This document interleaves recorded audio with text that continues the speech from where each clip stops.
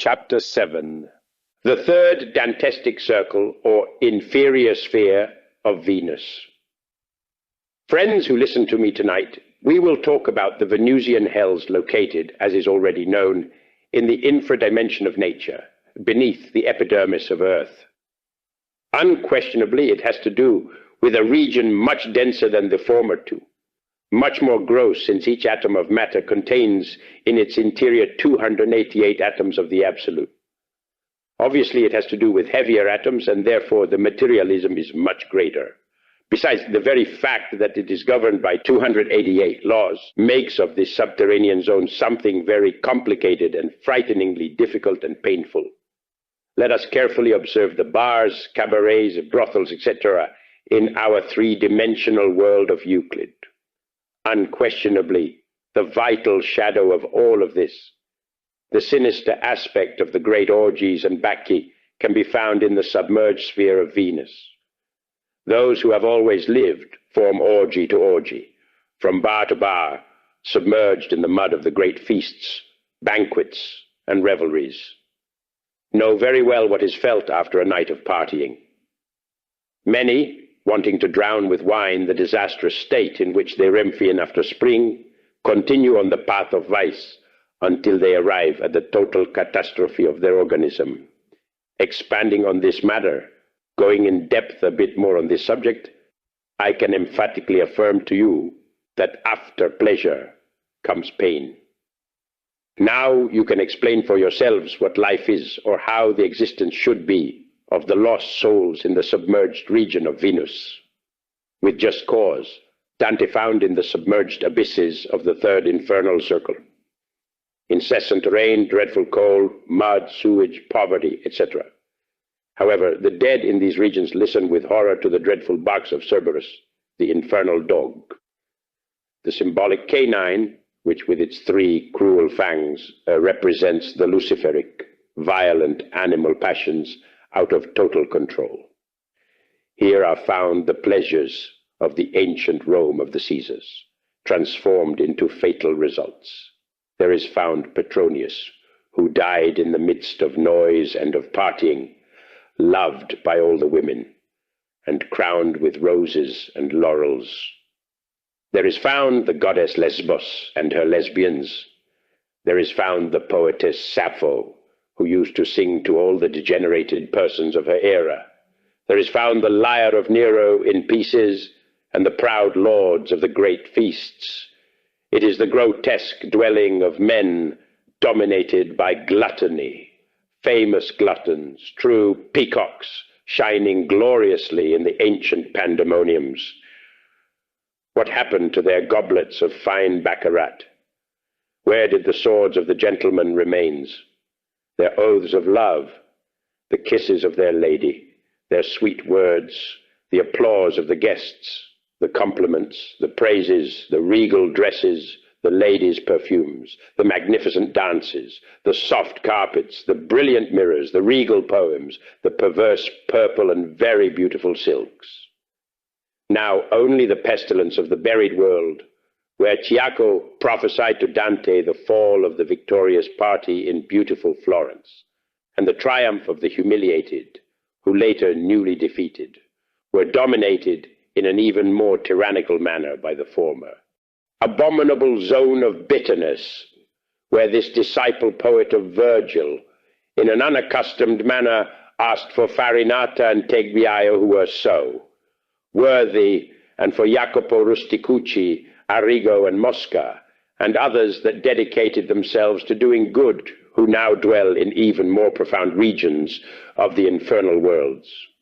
Many sincerely mistaken persons involute terrifyingly in these abysmal regions, people who made others happy with their lyre in the ostentatious rooms of the great lords, beautiful virtuous maidens that sang poems, unhappy wine drinkers in the suburbs of cities, etc.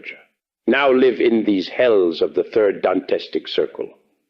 Question: Dear Master, you mentioned that in this third Dantestic circle of Venus there live many sincerely mistaken persons, that is, many souls that undoubtedly did good deeds and in spite of this suffer in those hells. I ask if perhaps the sincerity of such. Souls does not constitute an extenuating circumstance that saves them from such a tenebrous punishment. Answer. Friend and gentleman who asks that question, we can practice much good in life, and we can be sure that good deeds will always be paid back with increases. The divine never stays with anything. It always pays back each person according to his deeds. With patience, I beg you to pay attention, to follow the course of this dissertation. Hear me, listen to me. Whomever has exhausted his cycle of yonder-eight existences enters submerged involution in the infernal worlds, if he has not achieved the intimate self-realization of the being. However, it is ostensible that before entering the abode of Pluto, we are first paid for our good deeds. Now you will see the reason, ladies and gentlemen, why many perverse persons in this life live in opulence, while some saints or persons who are working on self-realization barely have food, clothing, and shelter. It is unquestionable that after good deeds have been well paid for, those persons who are without self-realization enter into the subterranean abysses. There are also pious people with secret transgressions which cannot be confessed. What good they have was always paid well by the law of karma, but the bad that they have takes them to the abyss of perdition. Understand then, my friend, what the law of retribution is. Everyone comprehend. Please comprehend. Question. Venerable Master, I would like you to explain to me why the fornicators inhabit the region of Mercury, which is a zone less dense than that of Venus, and the gluttons and drunkards inhabit the region of Venus, which is even denser than the former. Answer. Gentlemen, ladies, distinguished gentleman who asks the question, please comprehend me. We have been told in an emphatic manner that the original sin is fornication, and this is the foundation of the involuting waves in the infernal worlds. I am not saying that in the third infernal circle the drunkards and gluttons live exclusively. It is obvious that the lost ones are 100% fornicators that remain unredeemed. Now you will understand the reason why Dante found the dog Cerberus, living symbol of the sexual forces, barking lugubriously in the tenebrous regions. This dearly means that the inhabitants of the submerged regions are never free of lust and suffer terribly. However, we should specify, and this is what is done by Virgil's disciple, and we must also do so. In each of the 9 circles or infradimensional regions of nature, certain defects that we carry within stand out, and that is all. Question. Master, we have learnt by studying the Egyptian tarot cards that the dog symbolizes the Holy Spirit in relation to it guiding us out of the infernos when we have decided to self-realize ourselves. But the Cerberus of which Dante talks about, from what you have said, symbolizes lust. Would you like to clarify this dissertation? Answer. Gentlemen, allow me to inform you that the dog of Mercury is strictly symbolic, since it dearly allegorizes the sexual potency. Hercules took it out of the abysm that it would serve him as a guide, and that is the same thing we do when we achieve chastity. Then, working in the forge of Cyclops, practicing sexual magic, transmuting our creating energies, we advance on the path of the razor's edge until we reach final liberation. Woe to the gentleman who abandons his dog. He will wander from the path and will fall into the abyss of perdition. Unfortunately, the intellectual animal mistakenly called man has not achieved chastity. That is, he has not taken Cerberus out from the infernal domains. Now, you will understand the reason why the dead suffer in the Plutonian abysses when they hear the barks of Cerberus, the canine of the 3 hungry fangs. It is obvious that the lost ones suffer the insatiable thirst of lust in the terrifying Tartarus. Question. Master, can you tell us how the bacchanals and orgies are in the 3rd Dantestic circle or submerged region of Venus? Answer. Gentlemen, ladies, on hearing this question, there comes to my memory the time of my youth.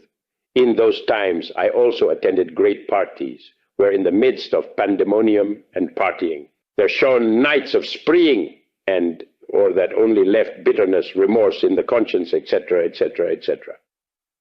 After one of these parties, I was taken to the third Dantestic circle. Absolutely conscious, dressed in my astral body, I sat at the head of a fatal table with a party of demons. Crude reality of a terrifying materialism, whose sole remembrance moves the most intimate fibers of my soul. The table was full of bottles of liquor and filthy foods, very especially for gluttons. In the center of that table there was a great tray, on which stood out the head of a pig. Horrified before such a macabre, repulsive feast, I looked with pain at the place of the orgy. Suddenly, everything changed. My divine real being, the inner self, that angel of the apocalypse of St. John, who has in his hand the key to the abyss, taking me forcefully by the arm, grabbed me from that room as if by magic, and throwing me on a white mortuary sheet that was on the muddy, loathsome floor, beat me with a great chain while saying, "You are my bodhisattva, my human soul, and I need you to deliver this message to human in the new age of Aquarius. Are you going to serve me or what?" Then I, feeling remorse at heart, answered, "Yes, Lord, I will serve you. I am sorry. Forgive me." In this way, friends, I came to abhor liquors, parties, gluttonies, drinking sprees, etc., etc., etc., all that filth. The only thing that results from it are tears, symbolized by the rain in that horrible region, those foul waters of bitterness and the horrifying mud of misery. Chapter 8. The fourth infernal circle, or the submerged sphere of the sun. Distinguished friends, tonight we will consciously study the fourth Dantestic circle, located in the natural infradimensions beneath the three-dimensional region of Euclid. We, who have passed through the diverse esoteric transcendental processes in the superior dimensions, have been able to verify for ourselves, and in a direct manner, the crude reality of the submerged solar mineral kingdom.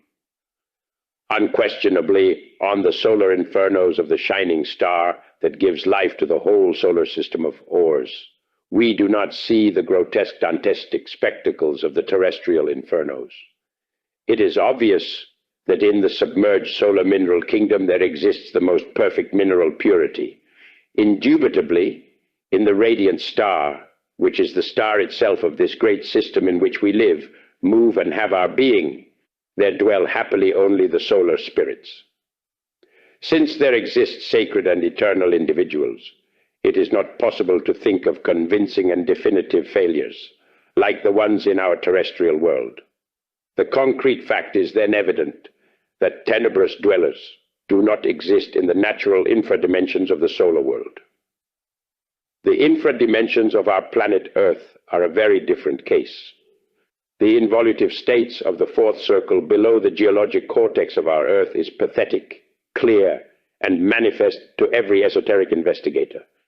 Since the sun is the source of all life and the marvelous agent that sustains all existence according to the eternal common cosmic trogo-autoegocratic law, obviously we come to really find the fatal and negative antithesis of all of this in the antithetical solar aspect of the fourth submerged terrestrial zone. In that tenebrous region, in those atomic hells of nature, we find two specific types of involuting people. I want to refer in an emphatic manner to spendthrifts and to avaricious persons. These are two types of subjects that cannot reconcile themselves and who attack each other again and again in an incessant manner. Analyzing this matter in depth, we should solemnly state that squandering is as absurd as avarice. Within the solely common cosmic trogo-autoegocratic process, we should always remain loyal to the balance. It is clear that the violation of the law of equilibrium brings painful karmic consequences. In the area of practical life, we can consciously verify the disastrous consequences that come from the violation of the law of the balance. The prodigal person, the spendthrift, he who misuses his money, although deep down he feels very generous, it is indubitable that he is violating this law. The avaricious person, he who does not allow money to circulate, he who egotistically retains it in an improper manner beyond the norm, is harming ostensibly the collectivity, taking away bread from many people, impoverishing his fellowmen. Because of this, he is violating the law of equilibrium, the law of the balance. Although the squanderer is apparently doing well, making money circulate in an intense manner, it is logical that he is producing imbalance, not only in himself, but also in the general movement of values. This, in the long run, causes tremendous economic harm to people. Prodigal and avaricious persons become big, and this has been proven. It is indispensable, it is urgent to cooperate with the eternal common cosmic trogo-auto-egocratic law, to not distort the economic equilibrium, to not harm oneself, to not harm others. Since many persons ignore what the eternal common cosmic trogo-auto-egocratic law is, it is convenient to clarify the following. This great law is manifested as the reciprocating nutrition of all organisms. If we carefully observe the entrails of the earth, we will find copper as the center of gravity of all evolving and involutive processes in nature. If we apply just the positive force to such a metal, we will see with objective clairvoyance extraordinary evolving developments. If we apply the negative force, we can evince in a direct manner descending involutive forces in all the atoms of said metal. If we apply the neutral force, we will see processes of atomic stabilization in such a metal. It is very interesting for esoteric investigators to contemplate the metallic radiations of copper within the living core of the planetary organism. One is surprised to see how the emanations of the above-mentioned metal, in turn, animate other metals, while at the same time, as a reward, they also nourish themselves with the emanations of the latter. There is then an exchange of radiations among the different metals that exist in the interior of the earth. There is reciprocating nourishment among the metals. And what is most surprising is the exchange of radiations among the metals that exist in the interior of the earth and those that exist within the submerged mineral kingdom, in other worlds of the solar system. There we have the eternal common cosmic trogo-auto-egocratic law in full manifestation. This great law permits the sharing among worlds, this reciprocating nourishment among planets. This exchange of planetary substance comes to originate the equilibrium of worlds around their gravitational centers. In other words, we will say the following. There exists reciprocating nourishment among plants, among minerals, among organisms of all types, etc., etc., etc. Human economic processes, currency fluctuations, financial earnings and expenditures, the exchange of merchandise and currencies, the particular economy of each person, what each person earns and spends, etc., etc., etc., also belong to the great eternal common cosmic trogo-auto-egocratic law. It is clear, we repeat, it is evident that in our solar system, the radiant star that illuminates us is, for a fact, administrator of this supreme cosmic law. The functioning of such a law would not be possible through violating all equilibrium. Now we can clearly explain the fundamental motive with which prodigal and avaricious persons alter the balance of payments and cause dire consequences in cosmic and human equilibrium. Whoever violates the law must receive what they deserve in some manner. It is then not strange to find in the solar antithesis, in the fourth Dantestic circle, the squanderers and the avaricious persons. Question. Master, you have given us a truly transcendental explanation on the fourth Dantestic circle, informing us that therein dwell the squanderers as well as the avaricious persons. Would there be any problem in you explaining to us what type of sufferings the beings that dwell there endure? Answer. My friend, your question seems to me very interesting, and I hasten to answer. Since in the submerged worlds we only see results, I invite you to reflect. Ask ourselves, what is avarice? In what manner does the avaricious person compare to the beggar? What is the life of the avaricious person like? His illnesses, his suffering. In what manner do they die? Let us go to the other extreme. Let us think for an instant of a person who spends all his fortune. In which situation does he find himself? What is the luck of his son, of his family in general, etc., etc., etc.? In the casino of Monte Carlo, many suicide cases were known. Gamblers who ended twin misery, who lost their millions, committed suicide overnight. What shall we say now of these two types of people? Friends. In the infernal worlds, there only exist results, and these are catastrophic, terrible, frightening. In the Avernus, the squanderers and avaricious persons, desperate, blaspheme against the divinity. They insult, they fight mutually among themselves, they sink themselves into frightening desperation. Question: what I do not understand, Master, is if the fourth Dantestic circle is much denser and materialistic than the second, and taking into consideration that those guilty of lust are the greatest sinners against the Holy Spirit, although the squanderers and the avaricious persons commit so much harm, don't you think then that the greater punishment should be for the former? Answer: ladies and gentlemen, I want to now repeat what in an emphatic manner I clearly manifested in a past lecture. The original sin is lust, and this serves as a foundation for all the descending involutive processes of the 9 Dantistic circles submerged among the core of our world. However, it is evident that within the sum total of all the descending processes, there stand out, in each of the 9 natural infradimensions, certain specific defects, each intrinsically correlated with a corresponding circle. It is good to know, friends, ladies, and young people that listen, that in the 4th circle, the squanderers and avaricious ones are found perfectly defined. That is all.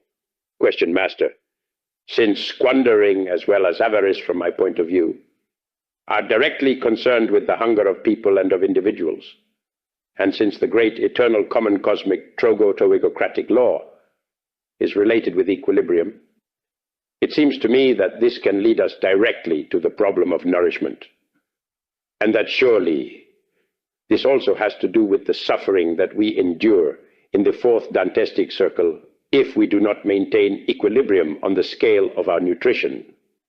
Can you say something with respect to this matter? Answer: distinguished sir who asks that question, already in our past lecture on the 3rd circle, we made emphasis on the case of gluttons.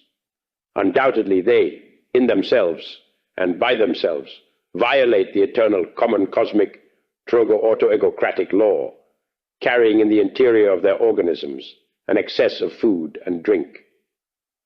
It is clear that every violation of the law of the balance causes imbalance, and the result is pain. Question: Master, are the beings who enter the 4th circle the only ones who have already exhausted the cycle of 108 human existences? Answer: respectable madam who asks that question, allow me to inform you in an emphatic, categorical, and definitive manner that whoever enters submerged involution in the infernal worlds, including the inhabitants of the 4th Dantestic circle, have, in fact, already exhausted the cycle of 108 existences. However, as I have already said in a former talk, there are exceptions. At that time, I was referring specifically to the definitely perverse ones, to those who, because of their excessive malignancy, entered submerged infernal involution without having yet exhausted their cycle of existences. Question: from what you have explained, I arrive at the synthesis that in the 4th solar Dantistic circle, there dwell all those who disequilibrated the balance of universal economy, or rather those who did this from the purely economic point of view. Is that right, Master? Answer: my gentleman friend, your question is correct. Certainly one cannot violate with impunity the law of the balance of world economy without receiving what one deserves. The law is the law, and the violation of every law brings pan. Question: Master, when you talk of gluttons in regards to the disequilibrium of the balance, By analogy, one can say the same of those who voluntarily, because of ignorance, lack adequate nutrition, especially because of not knowing of the eternal common cosmic trogotogocratic law. Can we then consider that the orthodox persons of the religion of the kitchen, or rather the vegetarians, will dwell in the circle of which you have been thinking about in this lecture? Answer. Distinguished sir who asks that question, allow me to tell you with complete meridian clarity that everyone is free to nourish himself as he likes. There exist intolerable vegetarians who have made of food an excessive religion of food and drink. It is clear that these sanguine, almost cannibal violations have destroyed their organism. There is everything in this life, and everyone sins in regard to disequilibrium. Everyone violates the law of the balance, and the result of every violation is not pleasant. However, it is not superfluous to repeat that everyone is free to nourish himself as he likes. However, we should not forget the law. If we destroy our bodies, it will be up to us to endure the consequences. It is convenient to specify that in the abysses there also exist many vegetarians. However, none of them live there because of the transgression of eating vegetables, but because of many other causes and motives. In matters of nutrition, let everyone eat as he likes. What is important, I repeat, is do not infringe on the law. That is all. Question. Master, can you tell us if there is some procedure or system that can teach us how to have perfect equilibrium on the balance? Answer. Distinguished lady, it is good that you understand that your interior monad, your immortal spark, your father that is in secret, as the Christi Gospel would say, is the eternal regulator of the common cosmic trogo-auto-egocratic process. He has the power to give to us and the power to take away from us. If we act in accordance with the law, if we are in harmony with the infinite, if we learn to obey the Father that is in secret, in the heavens as well as on earth, we shall never lack bread each day. Remember the magnificent prayer of the Our Father. Meditate profoundly on this. Listen. Question. Master, how can we do the will of the Father if we are asleep, if we cannot see him nor hear him? Answer. Ladies, gentlemen, friends, the law is written. Remember the Decalogue of Moses. Do not infringe the written commandments. Live them, respect them. If each of those here present, if each person proposes out of goodwill to live in accordance with the law and the prophets, he will do the will of the Father in the heavens as well as on earth. The day will arrive when the devotee of the real path awakens consciousness. Then he will be able to see the Father and receive his orders directly and will obey them consciously. First, one has to respect the written law, and afterwards we will know the commandments of the Blessed One. Question. Master, what can you tell us about materialism and the laws that govern the fourth Dantistic solar circle? Answer. Respectable sir, friends, listen well. The fourth Dantistic circle is made up of atoms much denser than those that come to give form and structure to the three previous circles. It is evident that each atom of the tenebrous fourth circle carries in its abdomen 3 S4 atoms of the Absolute. This specific type of atom gives to the fourth submerged region a terribly gross and material aspect, immeasurably heavier and more painful than that which is lived and breathed in the 3 previous circles. However, one should not be surprised to see there, in those regions, stores, shops of all types, markets, cars, objects of all types, that in the end are nothing more than simple, gross, mental forms crystallized by the minds of the dead. I still remember a very curious case, one night of many in my astral body within this tenebrous region of Tartarus, before the display case of a luxurious store, mere mental form of a submerged merchant. I called Baal, that terrible magician of darkness, dressed in a blood-colored robe and an oriental red turban, came to me, seated in a carriage.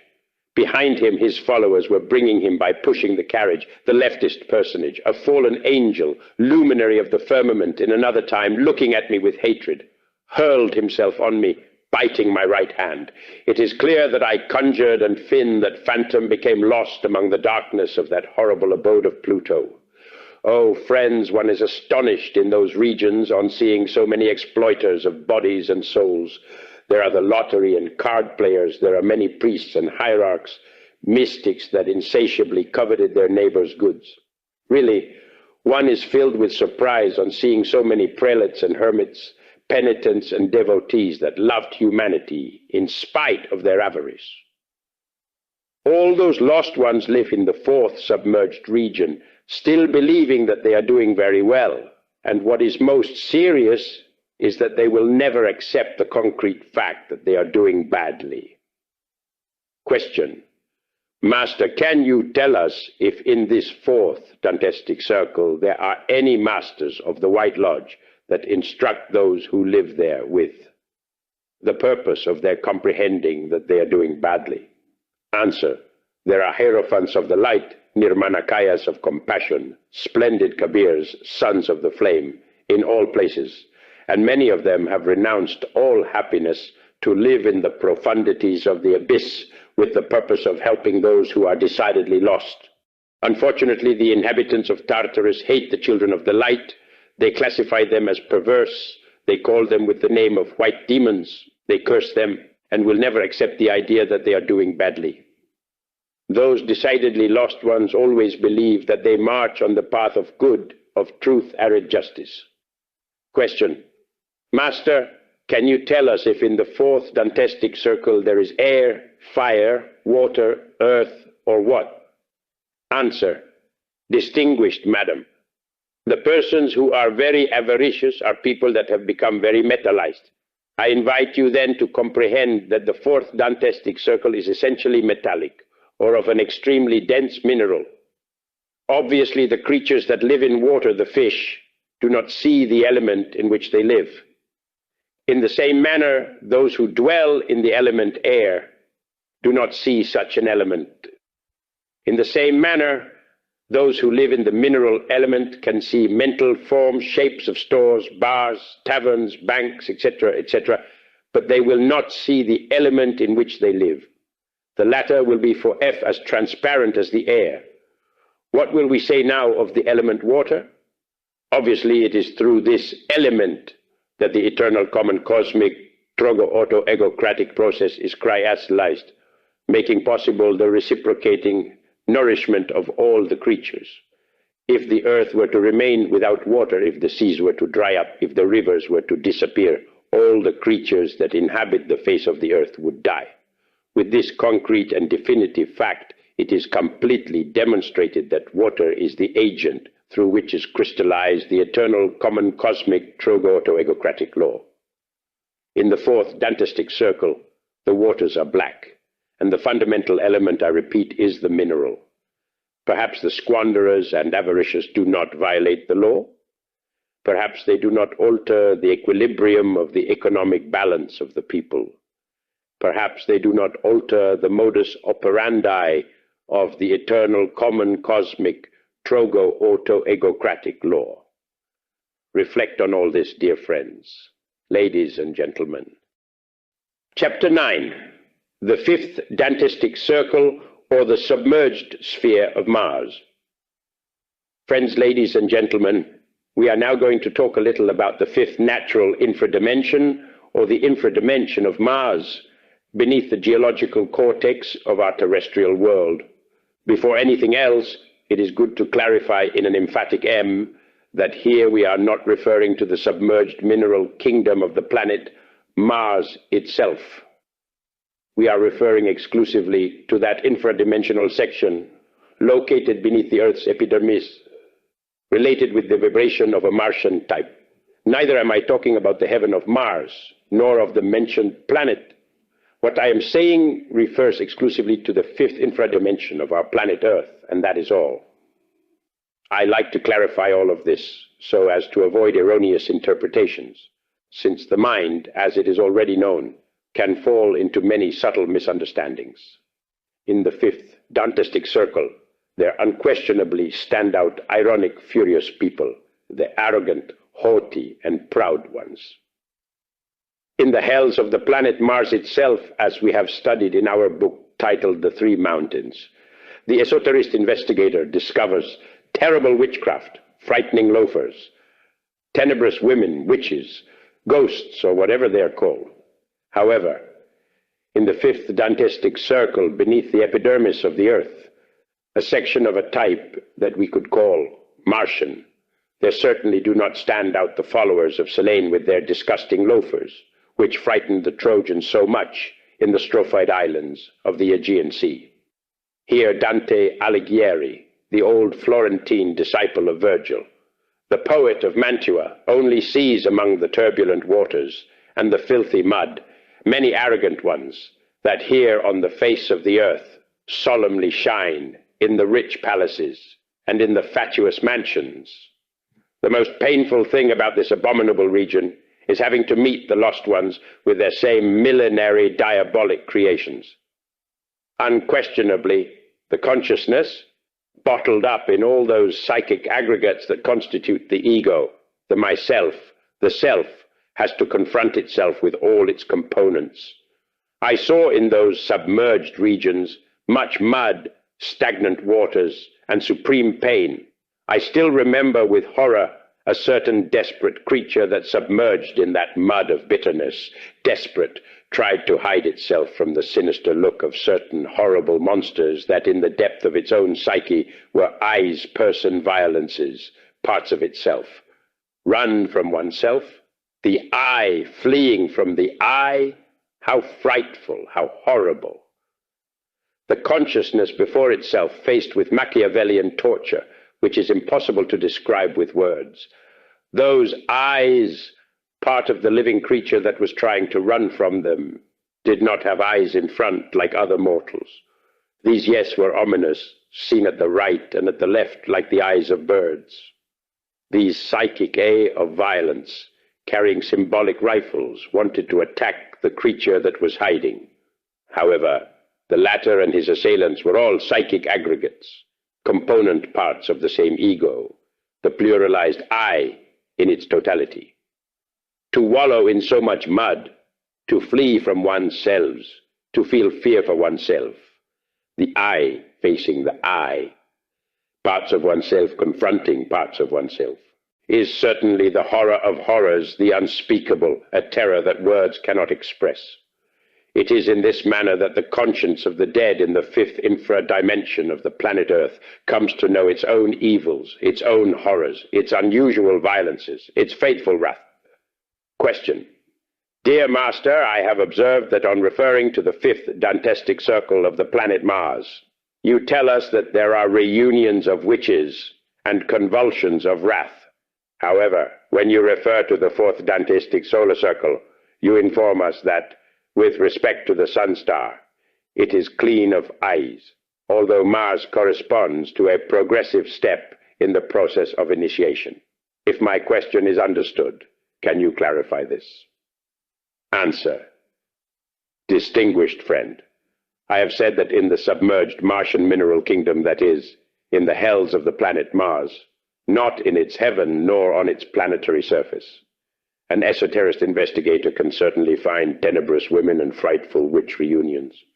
I have also said that in the submerged mineral kingdom of the sun, that illuminates us and gives us life, in its merely natural infradimensions, everything is clean. There one does not see the followers of Selene, nor the horrible loafers or the followers of Simon, the magician.